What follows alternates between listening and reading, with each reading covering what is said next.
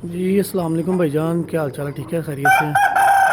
अच्छा भाईजान, अभी आपसे बात हो रही थी, आपने कॉल किया पहले, फिर मैसेज पे बात की है। ये 10 नंबर है बड़े, शो कर लें इनका माशाल्लाह। ये शायद चकवाल से शायद अभी आपने फ़ोन किया था।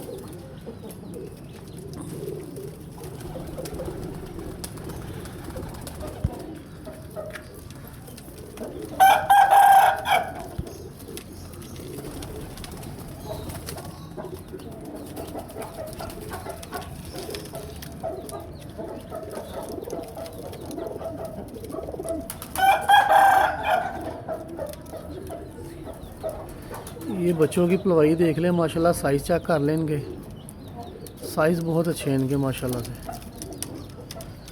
ये देखें,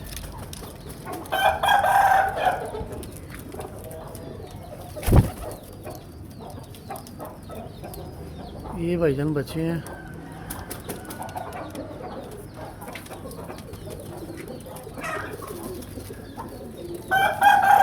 चार, ये पाँच और ये छः।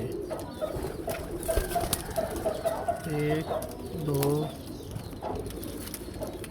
तीन, चार, पाँच और छः।